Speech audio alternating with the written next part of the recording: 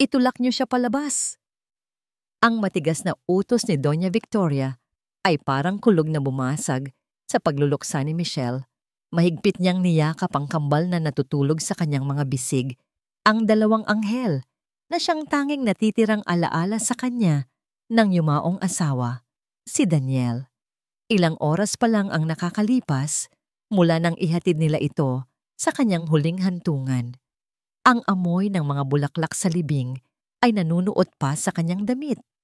At ang bigat sa kanyang dibdib ay hindi pa rin nababawasan. Pero ngayon, sa halip na pakikiramay, isang bagyo ng galit ang sumalubong sa kanya sa mismong pamamahay na tinuring niyang tahanan.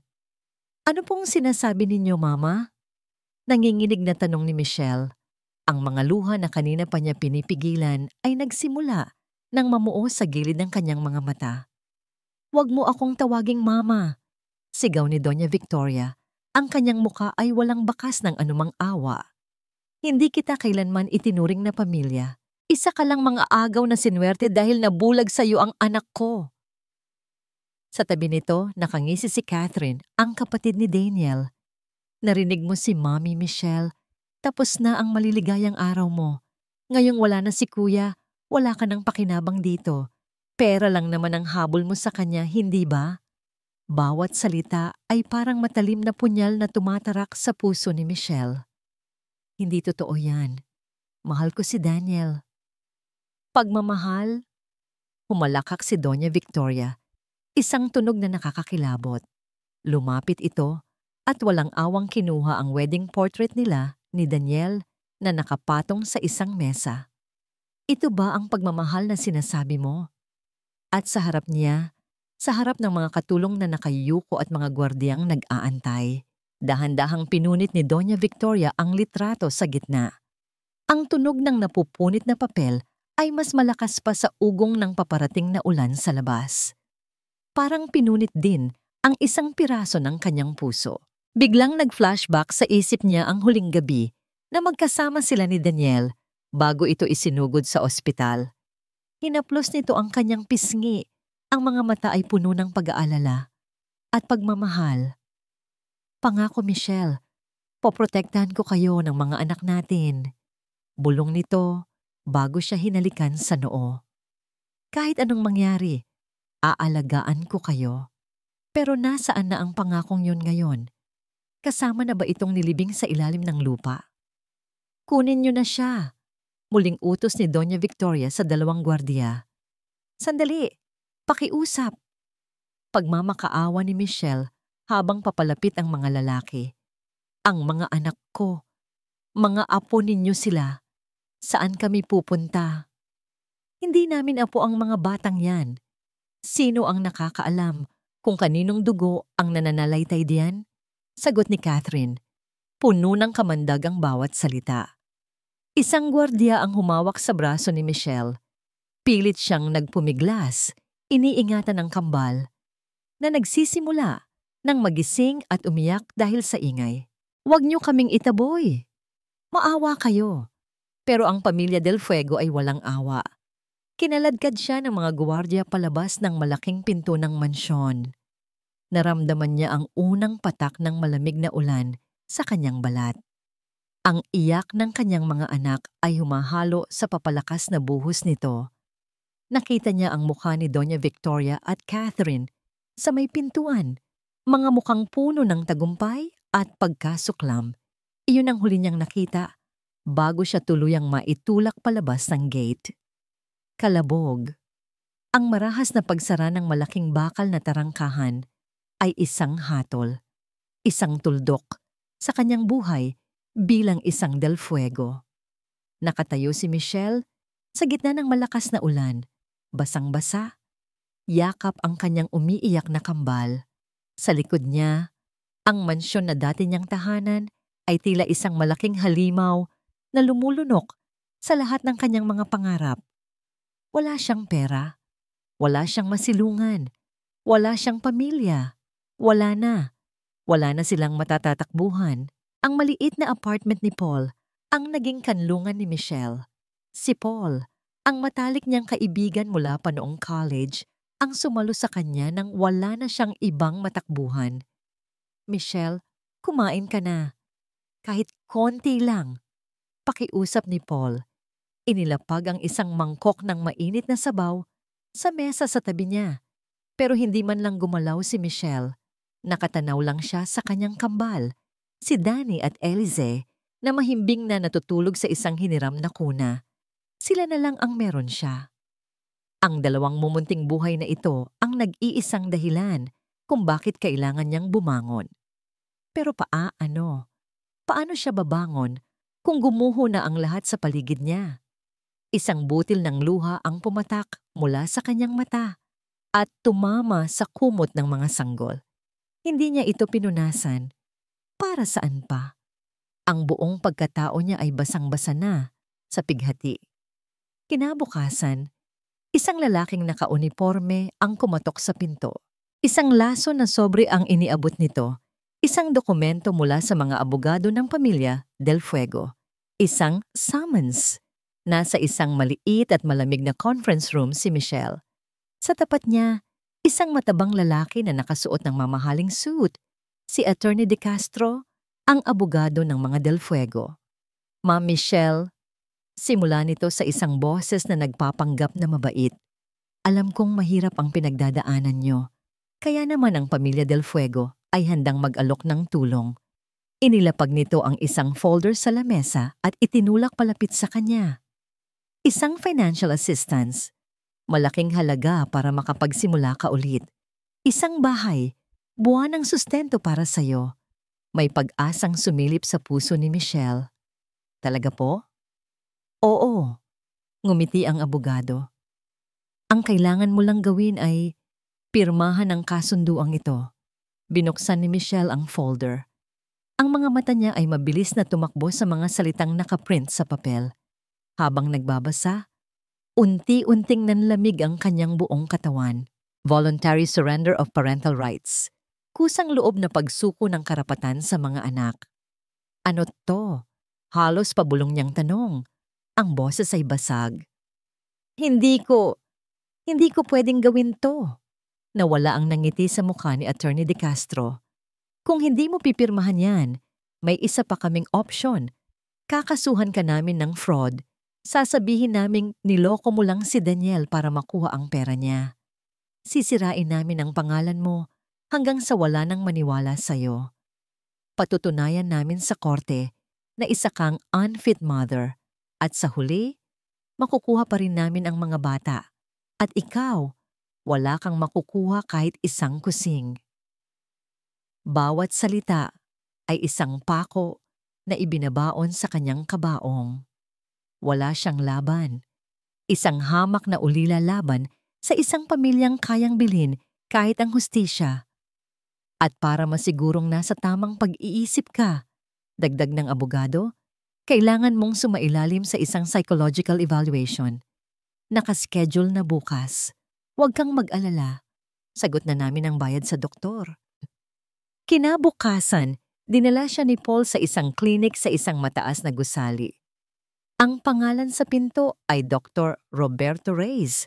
Ang doktor na humarap sa kanya ay bata pa, gwapo, pero ang mga mata nito ay malamig at walang emosyon.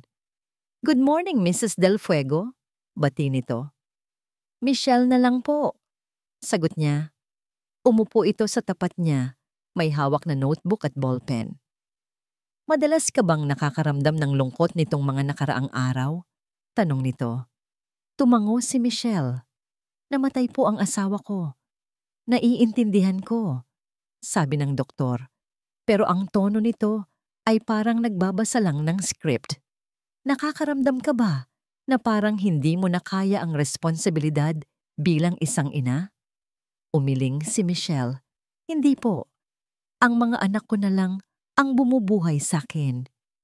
Pero aminado ka na overwhelmed ka sa sitwasyon. Sino po bang hindi? May mga pagkakataon ba na gusto mo na lang sumigaw o manakit? Ano pong klaseng tanong yan? Biglang depensa ni Michelle. Hindi ito sumagot. Nagsulat lang sa kanyang notebook. Bawat tanong ay parang isang patibong. Bawat sagot niya ay parang ginagamit laban sa kanya. Pagkatapos ng halos 1 oras, pakiramdam ni Michelle ay hinubaran siya at binastos. Kinagabihan, muling nasa harapan niya ang kasunduan. Ang report ni Dr. Reyes ay siguradong nakarating na kay Doña Victoria. Ito na ang huling pako. Nanginginig ang kamay ni Michelle habang hawak ang ballpen.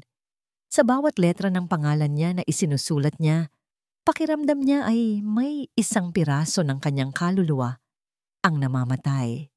Pirma ng pagkatalo. Pag-uwi niya sa apartment ni Paul, tulala siya. Umupo siya sa sahig at niyakap ang kanyang mga tuhod. Tapos na. Ibinenta na niya ang sarili niyang mga anak. Maya-maya, lumapit si Paul. Hindi ito nagsalita. Inilapag lang nito ang isang mumurahing cellphone sa harap niya. Ano to? Tanong ni Michelle. Ang boses ay paos. May tumawag sa akin kanina. Mahinang sabi ni Paul. Isang lalaki. Hindi ko kilala. Sabi niya, ibigay ko daw yan sa'yo. Tinitigan lang ni Michelle ang telepono. Nagpatuloy si Paul. May gusto raw kumausap sa'yo. Sabi niya, ito raw ang huling hablin ni Daniel. Ang mga salitang huling hablin ni Daniel ay umaling-awngaw sa isip ni Michelle. Tila ito isang sinulid ng liwanag sa walang katapusang kadiliman na bumabalot sa kanya, kahit gaano kasakit, kahit gaano siya kapagod. Ang pangalan ni Daniel ay may kapangyarihang galawin ang kanyang natutulog na kaluluwa. Dahan-dahan niyang kinuha ang mumurahing cellphone. Nanginginig ang kanyang mga daliri habang pinipindot ang answer button. Hello, halos pabulong niyang sabi. Si Mrs. Michelle Del Fuego po ba ito? Tanong ng isang kalmado at profesional na boses ng lalaki sa kabilang linya. Sino po sila? Ang pangalan ko ay Ricardo Vargas. Ako ang personal na abogado ni Daniel, sabi ng lalaki. Binigyan diin nito ang salitang personal. Mayroon siyang ipinagbibilin sa akin na ibigay sa'yo at sa'yo lamang. Maaari ba tayong magkita? Puso ni Michelle ay biglang kumabog ng malakas. Isang abogado. Nag-aalangan man, pumayag si Michelle. Nagkasundo silang magkita sa isang maliit na kapihan sa isang eskinita sa Maynila. Isang lugar na malayo sa karangyaan ng mga Del Fuego. Kinabukasan, habang natutulog ang kambal sa ilalim ng pagbabantay ni Paul, tahimik na umalis si Michelle. Ang kapihan ay halos walang tao. Sa isang sulok, isang lalaking nasa edad 50 na. Nakasuot ng simpleng barong at salamin, ang naghihintay. Nang makita siya nito, magalang itong tumayo. Siya si Attorney Ricardo Vargas. Walang bakas sa itsura nito ng pagiging marangya, pero ang mga mata nito ay puno ng talino at integridad. Salamat sa pagdating, Michelle, sabi nito matapos niyang makaupo. Attorney, ano po ito? Bakit po patago? Ngumiti ng bahagya si Attorney Vargas. Dahil ang katapatan ko ay kay Daniel, hindi sa apelyido niya. Alam ni Daniel kung anong klaseng tao ang kanyang ina. Alam niyang kapag nawala siya, ikaw at ang mga bata ang unang tatargetin. Matagal na niyang pinaghandaan ito. Ang mga salitang yon ay nagbigay ng kakaibang init sa nanlalamig na puso ni Michelle. Pinaghandaan ni Daniel? May inilabas na isang maliit at mabigat na safety deposit box si Attorney Vargas mula sa kanyang briefcase at maingat na inilapag sa mesa. Ito, sabi ng abogado. Ipinagkatiwala niya ito sa akin 1 linggo bago siya pumanaw. Ang sabi niya, sa oras na itakwil ka ng pamilya niya, ibigay ko ito sa'yo. Ito raw ang magiging sandata mo. Nakatitig lang si Michelle sa kahon. Isang sandata? Ano po ang laman nito? Hindi ko alam. Umiling si Attorney Vargas. Ang susi ay ipinadala niya sa post office box ng kaibigan mo ni Paul. Ang kombinasyon naman ay ang petsa kung kailan mo siya sinagot. Naramdaman ni Michelle ang unti-unting pag-init ng kanyang mga mata. Kahit sa huling sandali, si Daniel pa rin. Ang bawat detalye ay plinano nito ng may pagmamahal. Pag-uwi niya sa apartment, dala ang kahon na parang pinakamahalagang bagay sa mundo, agad niyang nakuha ang susi kay Paul. Sa harap ng natutulog na kambal, nanginginig ang mga kamay niyang ipinasok ang susi at pinihit ang kombinasyon. Isang mahinang click ang tumunog. Bumukas ang kahon. Ang laman nito ay hindi alahas o pera. Sa loob ay may isang lumang-lumang notebook na itim ang balat at isang maliit na silver na USB flash drive. Kinuha niya ang notebook. Ang amoy nito ay luma na. Pero nang buksan niya, nakilala niya agad ang sulat kamay ng kanyang asawa. Sa unang pahina, isang pangalan ang nakasulat. Elena Reyes. Sino si Elena Reyes? Paulit-ulit na binasa ni Michelle ang pangalan, pero wala itong maalala na nabanggit ni Daniel. Isinantabi niya muna ang notebook at kinuha ang USB. Ginamit niya ang luma at mabagal na laptop ni Paul.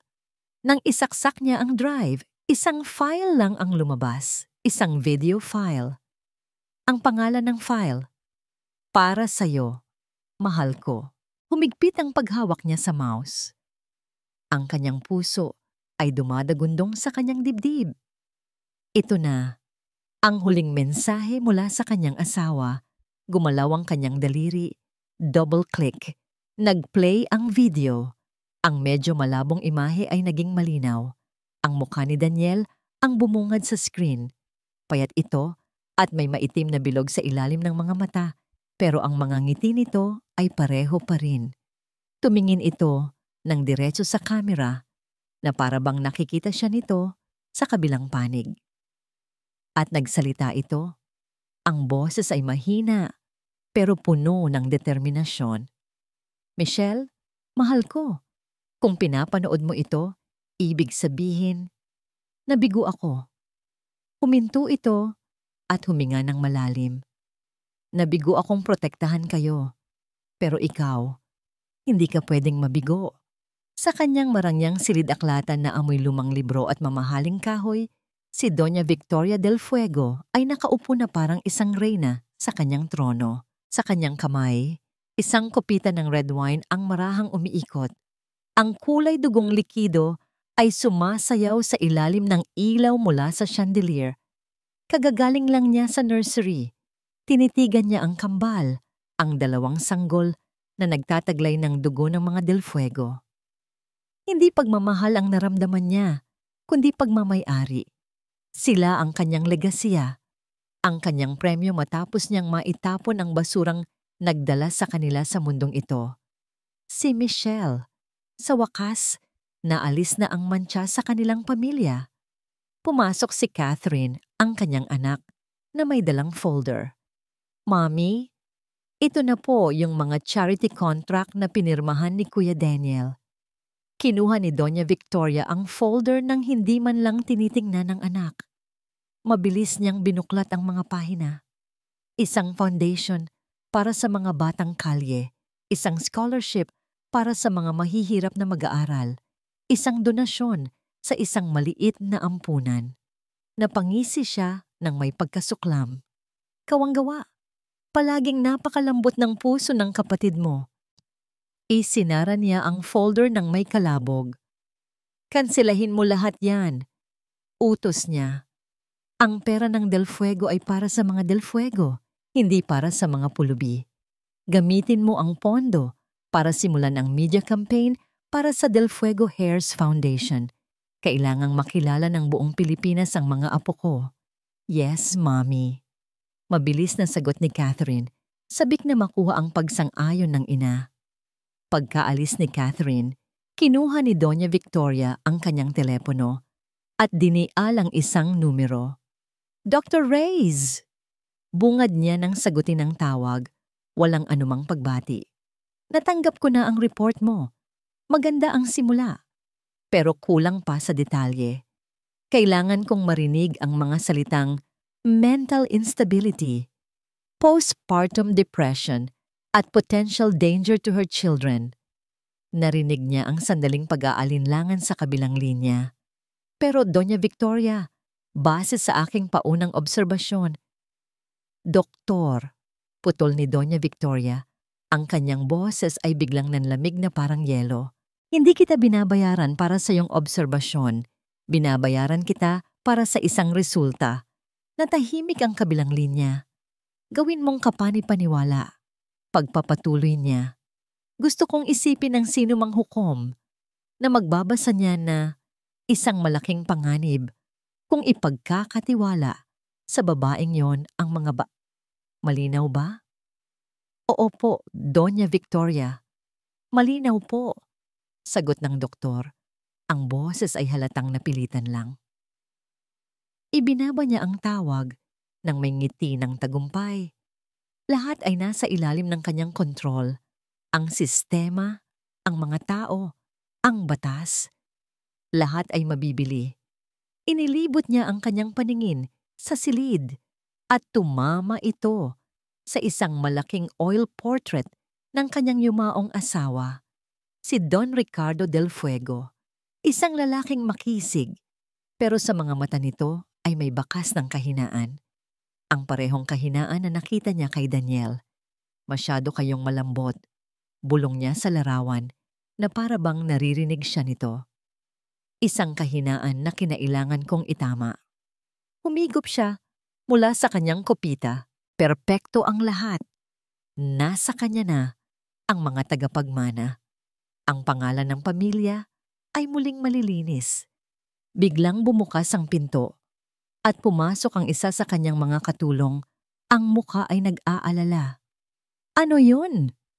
Mataray na tanong ni Doña Victoria, nayayamot sa pagkaistorbo. Ma'am, pasensya na po, sabi ng katulong.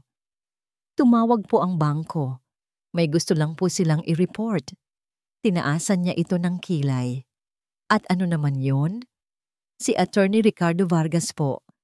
Nag-withdraw po siya ng malaking halaga mula sa isang private trust account na nakapangalan kay Sir Daniel kaninang umaga lang.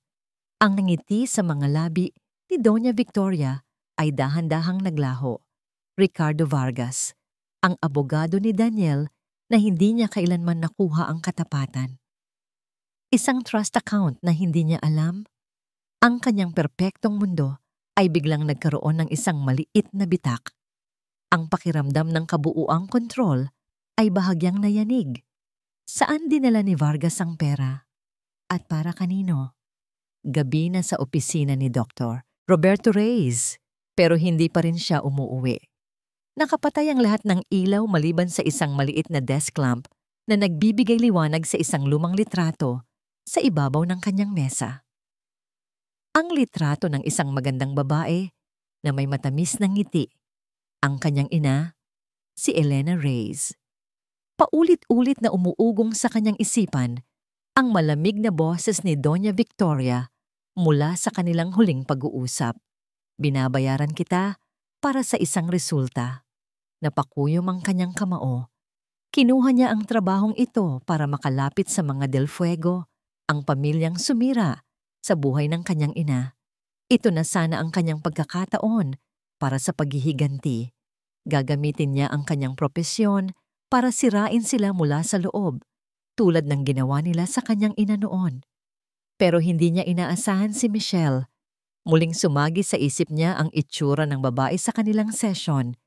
Inaasahan niyang makakita ng isang mukhang perang babae, isang oportunista na gaya ng sinabi ni Doña Victoria. Pero ang nakita niya ay isang wasak na kaluluwa. Isang ina na ang tanging lakas ay nagmumula sa pagmamahal para sa kanyang mga anak. Hindi po. Ang mga anak ko na lang ang bumubuhay sa akin.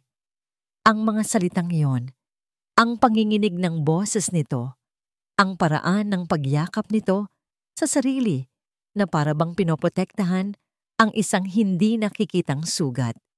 Nakita niya sa mga mata ni Michelle ang parehong sakit at desperasyon na nakita niya sa kanyang ina. Maraming taon na ang nakalipas bago ito tuluyang sumuko sa buhay. Ang konsensya niya ay parang libu-libong karayom na tumutusok sa kanyang dibdib. Para makapaghiganti, kailangan ba niyang maging isang halimaw tulad nila? Kailangan ba niyang sirain ang isang inosenteng ina para lang pabagsakin ang isa pa? Biglang tumunog ang kanyang cellphone, isang hindi rehistradong numero. Nag-aalangan man, sinagot niya ito. Dr. Reyes? Boses ng isang lalaki. Kilala niya ang boses na ito. Si Attorney Vargas. Paano nalaman ng abogado ni Daniel ang numero niya? Paano? Kailangan nating mag-usap. Putol ni Attorney Vargas. Tungkol kay Daniel at tungkol sa nanay mo. Napatigil sa paghinga si Roberto. Nagkita sila sa isang tahimik na parking lot sa loob ng kotse ng abogado. Walang paligoy-ligoy. Alam ni Daniel kung sino ka, Roberto. Diretsyang sabi ni Attorney Vargas. Gulat na napatingin si Roberto. Imposible.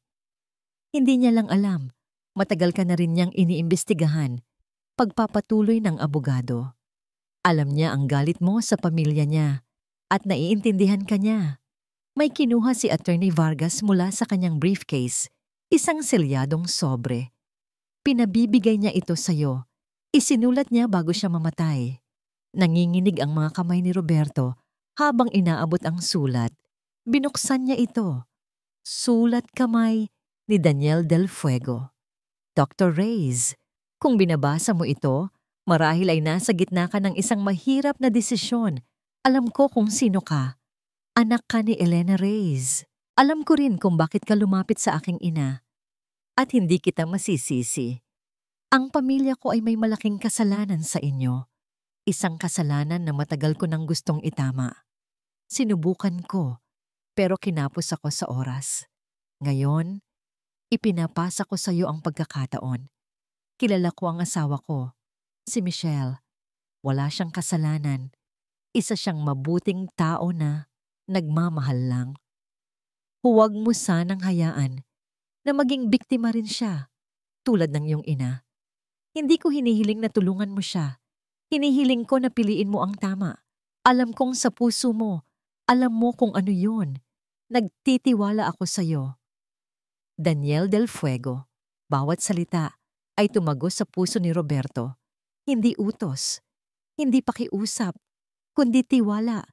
Isang tiwala mula sa anak ng taong sumira sa kanyang pamilya. Isinara niya ang sulat. Ang pagkalito sa kanyang isipan ay napalitan ng isang malinaw na determinasyon. Ang landas na dapat niyang tahakin ay biglang naging maliwanag. Tumingin siya kay Attorney Vargas, ang kanyang mga mata ay nagniningas sa isang bagong apoy. So anong plano? Tanong ng abogado. Tutulungan mo ba kami, Dr. Reyes? Huminga ng malalim si Roberto, pinakawalan ang lahat ng pag-aalinlangan. Siya ang magiging hustisya para sa kanyang ina. Siya ang tatapos sa sinimulan ni Daniel. Hindi lang para sa inyo, mariin niyang sabi. Para ito sa nanay ko.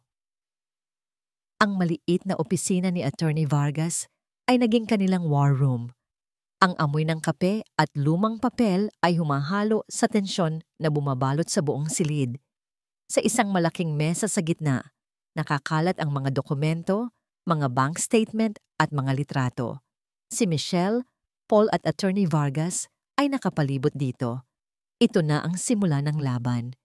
Nasa atin ang lahat ng ebidensya mula sa notebook at USB ni Daniel, paliwanag ni Attorney Vargas.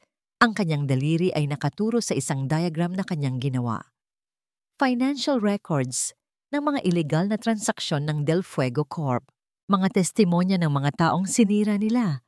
Kasama na ang buong kwento ni Elena Reyes. Pero kulang pa tayo sa isang bagay. Ang pinakahuling galaw ni Doña Victoria. Dito na pumapasok si Roberto.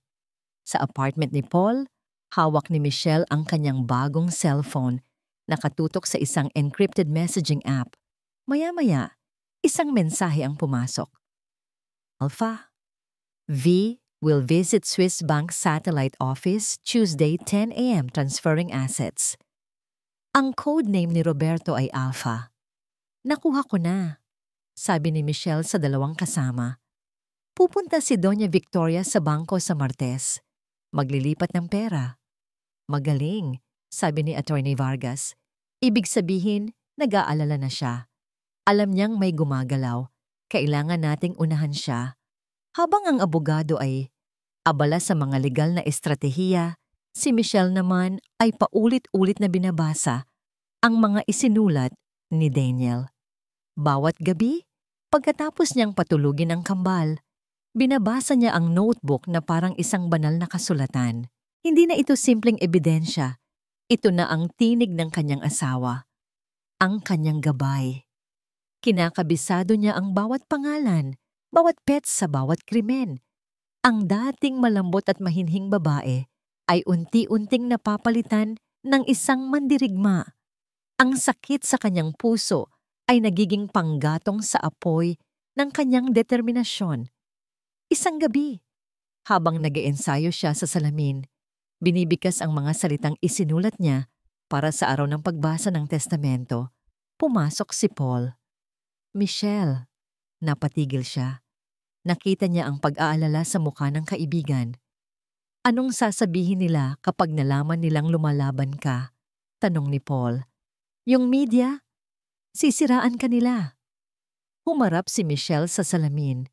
Ang nakita niya ay hindi na ang babaeng umiiyak sa gitna ng ulan. Ang nakita niya ay isang babaeng may layunin. Alam ko, mahinahon niyang sagot. Pero noon, umiiyak ako kasi wala akong laban. Ngayon, kung iiyak man ako, dahil lumalaban ako para sa mga anak ko, para kay Daniel at para sa lahat ng sinira nila, nagpatuloy ang kanilang paghahanda. Sa tulong ng impormasyon mula kay Roberto, natuklasan nila ang isa pang sikreto. Isang malaking utang sa kasino na itinago ni Catherine Del Fuego. Ginamit nito ang pera ng kumpanya para pagtakpan ang kanyang bisyo. Ito na, sabi ni Attorney Vargas, ang mga mata ay nagliliyab. Ito ang pwedeng bumasag sa katapatan niya sa kanyang ina. Si Catherine, ang weakest link. May plano na sila, may mga ebidensya, mayroon silang tao sa loob. Ang kailangan na lang nila ay ang tamang tiyempo. Isang gabi, habang mahimbing na natutulog ang lahat, umuwi si Paul mula sa trabaho. Ngunit pagbukas niya ng pinto ng kanyang apartment, isang malamig na takot ang gumapang sa kanyang dibdib. Nakahalungkat ang mga gamit. Ang mga unan sa sofa ay nasa sahig. Ang mga drawer ay nakabukas. Pero iisang kwarto lang ang ginalaw. Ang kwarto kung saan natutulog si Michelle at ang kambal. Dali-dali siyang tumakbo papasok sa opisina ni Vargas kung saan nagpupulong sina Michelle. Hinihingal at namumutla. Ibinagsak niya ang pintuan. Michelle, sigaw niya. Lahat sila ay napatingin. May nakapasok sa apartment ko. Hinalughog nila ang kwarto mo. Ang balita ni Paul ay parang isang bombang sumabog sa gitna ng kanilang munting war room. Ang pakiramdam ng seguridad na unti-unti nilang binubuo ay biglang gumuho. Naramdaman ni Doña Victoria na mayroon silang ginagawa. Nagsimula na itong gumalaw. Agad na lumipat si Michelle at ang kambal sa isang maliit na safe house na inayos ni Attorney Vargas. Isang lugar na walang nakakaalam. Ngunit ang takot ay nakatanim na sa puso ni Michelle. Hindi na lang ito laban para sa karapatan. Laban na ito para sa kaligtasan ng kanyang mga anak. Samantala, sa mansyon ng mga Del Fuego, ang pag-aalala ni Doña Victoria ay naging isang malamig at kalkuladong galit. Ang pag-withdraw ni Vargas ng pera at ang biglaang pagkawala ni Michelle ay isang malinaw na senyales. Mayroon itong alas. Hindi siya pwedeng maghintay hanggang sa araw ng pagbasa ng testamento. Kailangan niyang tapusin ang laban bago pa man ito magsimula. Attorney De Castro, sabi ni Doña Victoria sa telepono. Ang kanyang boses ay matigas at walang emosyon. Gamitin mo lahat ng koneksyon mo. Pabilisin mo ang proseso sa korte para makuha ko ang sole custody ng mga bata. Sabihin mong mentally unstable ang ina at kasalukuyang nagtatago. Isang panganib sa mga apo ko. Pero Donya, Aabutin pa rin ng ilang linggo. Gawin mo sa loob ng 1 linggo. Putol niya. At may isa pa akong ipapagawa. Nagbigay siya ng isang utos. Isang utos na kahit ang matagal na niyang abogado ay kinilabutan. Ihanda mo ang private jet. Aalis kami ng bansa. Ako at ang mga apo ko, mayroon silang rare medical condition na kailangan ng agarang gamutan sa Switzerland. Isang perpektong dahilan. Isang legal na paraan para ilayo ang kambal kay Michelle habang buhay. Sa kabilang dako, sa safe house, nakatanggap si Michelle ng isang tawag mula sa isang burner phone, si Roberto. Ang boses nito ay pabulong at nagmamadali. Michelle, kailangan mong makinig ng mabuti, sabi nito. Ang bawat salita ay puno ng panganib. Narinig ko si Doña Victoria. Pinapabilis niya ang lahat. May nakuha siyang court order. Kukunin niya ang mga bata. Nanlamig ang buong katawan ni Michelle. Ano? Kailan? Hindi ko alam kung kailan eksakto, pero malapit na, sabi ni Roberto. At may mas malala pa. Ilalabas niya sila ng bansa, ngayong gabi. Parang binuhusan ng nagyayelong tubig si Michelle. Ngayong gabi? Bago pa man ang pagbasa ng testamento, bago pa man nila mailabas ang mga ebidensya, ibinagsak niya ang telepono at napasubsob sa kanyang mga palad. Ang luha na matagal na niyang kinimkim ay bumuhos na parang agos ng ilog. Tapos na! Hikbi niya nang dumating si Attorney Vargas at Paul. Natalo na tayo. Kukunin na niya ang mga anak ko. Ang lahat ng kanilang paghahanda.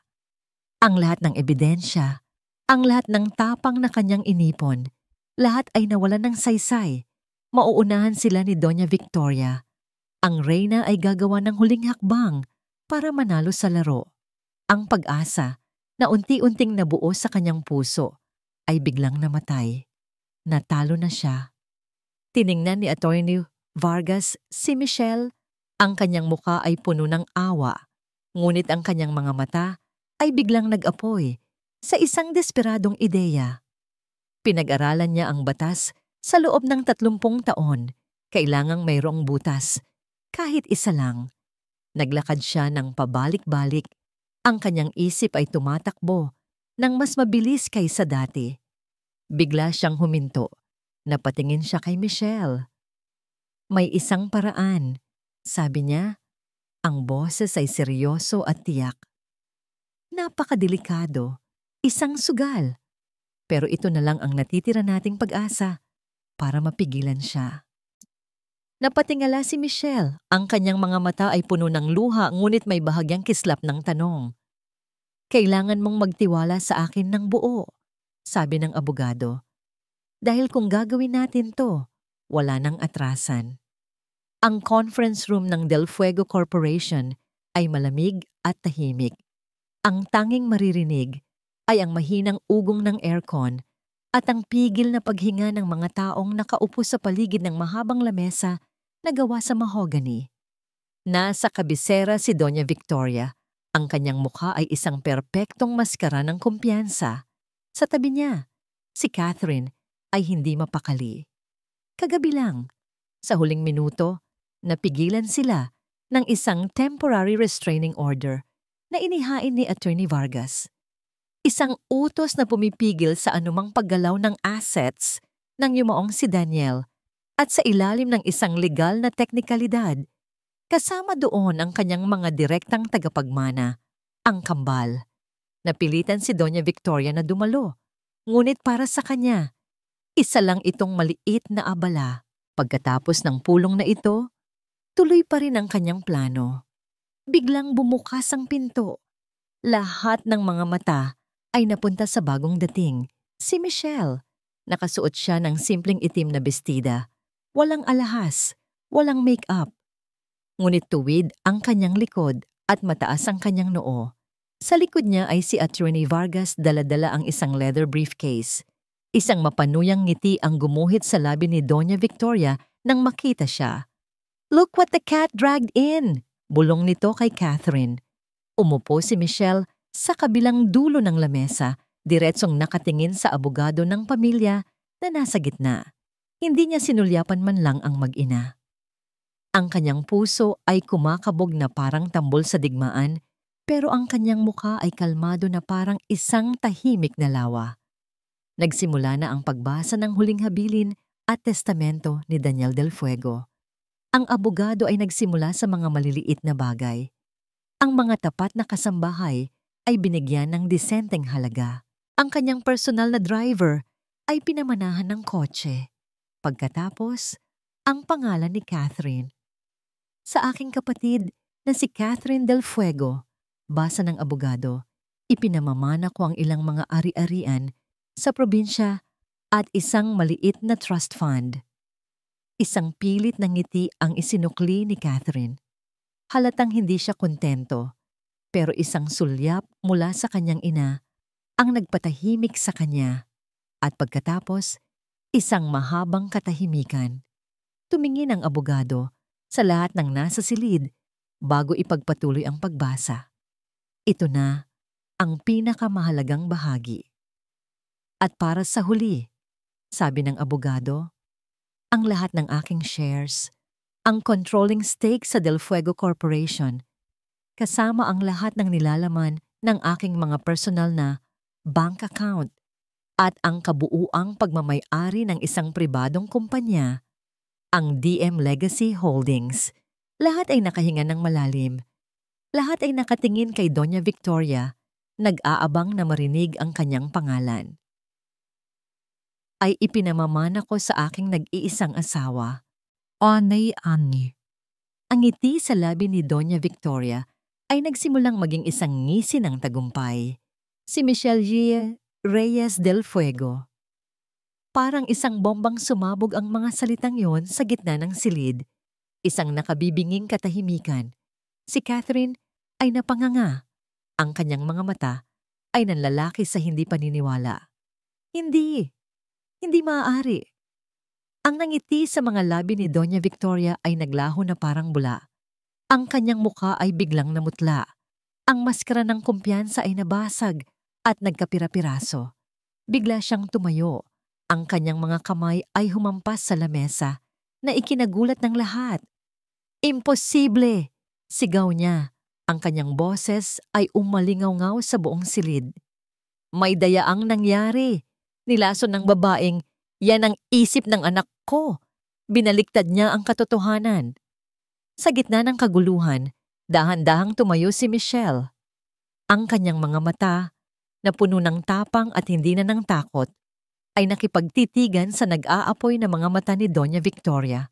Isang malamig at matatag na boses ang lumabas mula sa kanyang mga labi. Hindi pa tayo tapos, Doña Victoria. Lahat ay napatingin sa kanya. Ang pinakamagandang parte, sabi ni Michelle, isang bahagyang nangiti ang sumilay sa kanyang labi. Ngayon pa lang magsisimula. Itinaas niya ang kanyang baba at bahagyang tumango kay Attorney Vargas. Sa senyas ni Michelle, tumayo si Attorney Vargas at binuksan ang kanyang briefcase. Inilabas niya ang isang laptop at ikinonekta ito sa malaking screen sa dulo ng conference room. Anong kalokohan ito? Sigaw ni Doña Victoria. Sinusubukang bawiin ang kontrol sa sitwasyon. Walang karapatan ang babaeng yan dito. Sa katunayan, meron po magalang ngunit matatag na sagot ni Attorney Roy Vargas.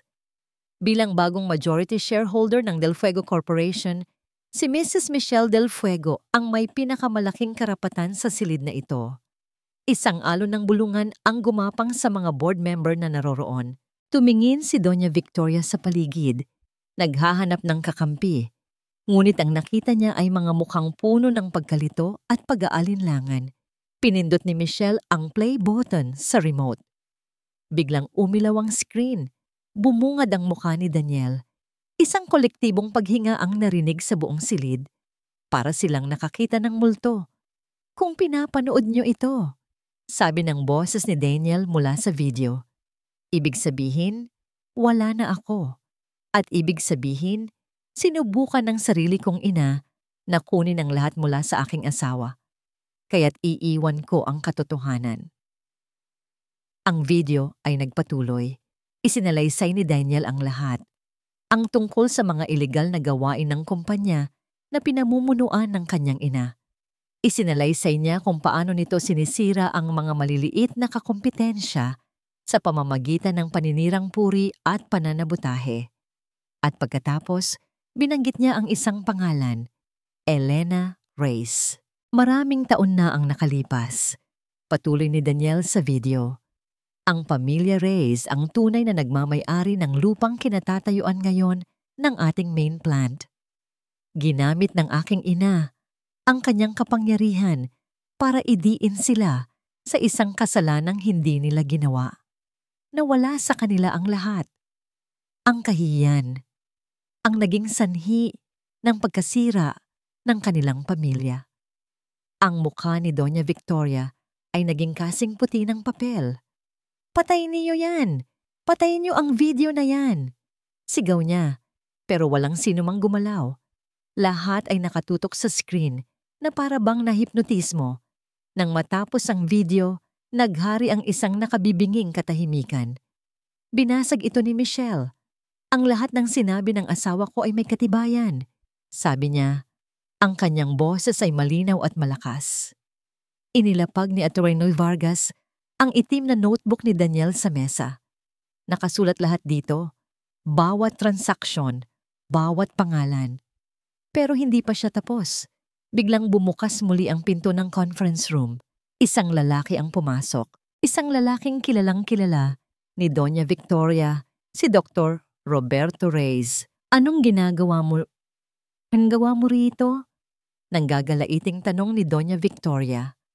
"Nandito ako para itama ang isang pagkakamali," sagot ni Roberto. Ang kanyang mga mata ay nakatutok lamang sa matanda. Lumakad siya patungo sa gitna ng silid. "Ako si Roberto Reyes," pagpapakilala niya sa lahat. "Anak ako ni Elena Reyes, ang babaeng sinira ng pamilya Del Fuego." Isang panibagong alon ng bulungan.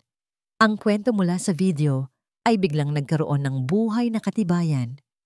Pinilit ako ni Doña Victoria na gumawa ng isang pekeng psychological report laban kay Michelle para makuha niya ang kanyang mga apo. Pagpapatuloy ni Roberto. "Pero hindi ko kayang gawin. Hindi ko kayang ulitin ang kasalanan niya sa isa na namang inosenteng ina." Ang lahat ng mga mata ay bumaling kay Doña Victoria. Ang reyna ay wala ng korona. Wala na siyang trono. Siya ay isang kriminal na nalantad sa harap ng lahat. Ngunit may huling alas pa si Michelle, ang alas na sisira sa huling haligi ng kapangyarihan ni Doña Victoria. Tumingin siya kay Catherine. "Catherine," sabi ni Michelle. Sa pagkakataong ito, may bahid ng awa sa kanyang boses. "Alam kong wala kang kinalaman sa nangyari kay Elena Reyes, pero may kinalaman ka sa pagkawala ng 5 milyong piso sa pondo ng kumpanya noong nakaraang taon." Inilabas ni Atty. Vargas ang isa pang set ng mga dokumento, mga bank record at mga litrato ni Catherine sa isang high-stakes na casino. Si Catherine, na kanina patahimik sa isang sulok, ay napahagulgol. Ang kanyang tapang ay biglang naglaho.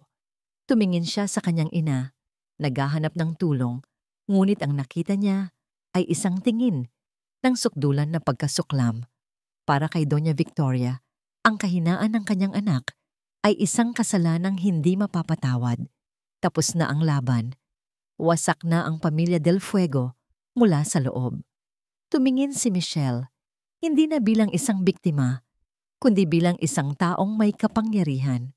Tumingin siya ng diretso sa mga mata ni Doña Victoria, ang babaeng kumuha ng lahat sa kanya.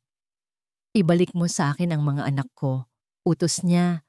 Ang bawat salita ay may bigat ng hustisya. Ngayon din, sa bigat ng lahat ng revelasyon, sa pagtataksil ng mga taong inaasahan niya, at sa pagkatalo na hindi niya kailanman naranasan, napahawak si Doña Victoria sa kanyang dibdib. Ang kanyang paghinga ay naging mabilis at mababaw. Ang kanyang mga mata ay nanlaki sa gulat at sakit. Bago pa man may makalapit, ang katawan niya ay nanghina. At bumagsak siya sa sahig. Lumipas ang ilang linggo. Ang alikabok, mula sa digmaan sa conference room ay unti-unti nang humupa. Ang pagbagsak ni Doña Victoria ay hindi atake sa puso, kundi isang matinding anxiety attack. Isang pagbasag ng kanyang pagkatao nang mawala sa kanya ang lahat ng kontrol. Matapos ang insidente, wala siyang pinili, kundi ibigay ang kambal kay Michelle. Ang iskandalo ay masyadong malaki para pagtakpan. Ang pangalan ng Del Fuego ay nadungisan na, marahil magpakailanman. Si Michelle ay lumipat sa isang bagong bahay. Hindi ito kasing laki ng mansyon, pero ito'y maliwanag, puno ng sikat ng araw, at higit sa lahat, payapa.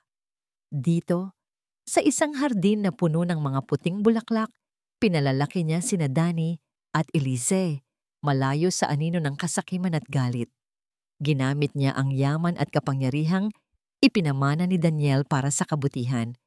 Itinatag niya ang Elena Reyes Foundation for Justice, isang organisasyong tumutulong sa mga babae at mga pamilyang inabuso ng mga makapangyarihan. Si Roberto Reyes, na ngayon ay isa na sa kanyang pinakamatalik na kaibigan, ang tumatayo bilang consultant ng foundation. Magkasama nilang binibigyan ng pag-asa ang mga taong nawalan na nito.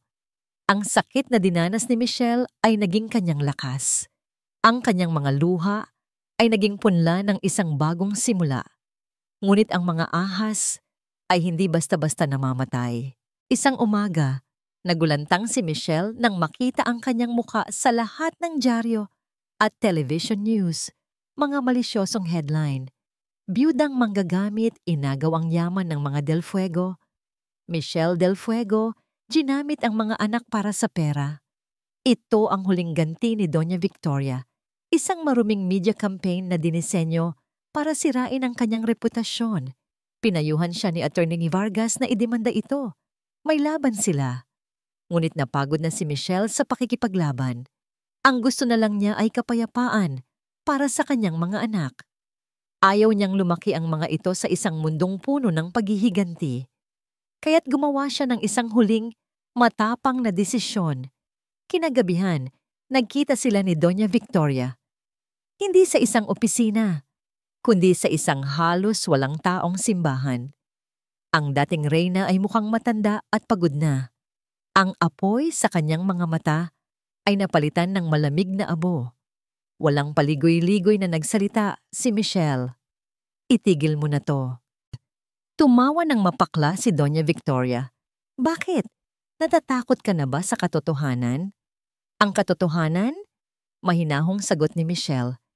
Gusto mo ba talagang pag-usapan ang katotohanan? Inilabas ni Michelle ang isang maliit na sobre mula sa kanyang bag. Hindi ito naglalaman ng pera. Nasa USB ni Daniel ang lahat, sabi ni Michelle. Pati na ang report ng autopsy ng kanyang ama, si Don Ricardo, ang heart attack na ikinamatay niya. Hindi pala natural. May bakas ng isang gamot sa sistema niya. Isang gamot na ikaw lang ang may access noon. Nanigas si Doña Victoria. Ang huling kulay sa kanyang mukha ay nawala. Ito ang deal, sabi ni Michelle. Ang kanyang boses ay hindi nagbabanta, kundi nagbibigay ng isang pinal na hatol. Lisanin mo ang Pilipinas. Huwag ka nang babalik. Kapalit nito, ang sikretong ito ay mananatiling sa atin lamang. Ang mga anak ko ay lalaki nang hindi alam na ang lola nila ay isang mamamatay tao. Hindi mo kayang gawin yan, sabi ni Doña Victoria, ngunit ang kanyang boses ay nanginginig na. Kaya ko, mariing sagot ni Michelle. Pero hindi ko gagawin dahil hindi ako katulad mo. Pinipili ko ang kapayapaan ng mga anak ko kaysa sa paghihiganti. Ibinigay niya sa matanda ang isang plane ticket. First class. One way to Zurich. Kinabukasan, habang pinapanood niya ang paglubog ng araw mula sa kanyang hardin, yakap ang kanyang kambal. Naramdaman ni Michelle ang isang ganap na kalayaan. Ang bigat sa kanyang dibdib na matagal na niyang pasan-pasan ay tuluyan ng naglaho. Tapos na ang digmaan. Tumunog ang kanyang cellphone. Isang hindi pamilyar na numero. Alam niyang maaaring ito ay isa na namang banta, isa na namang problema. Ngumiti siya at pinatay niya ang tawag. Pinili niya ang katahimikan. Pinili niya ang kanyang bagong simula. Sa wakas, malaya na sila. Si Daniel ay siguradong magiging mapagmataas.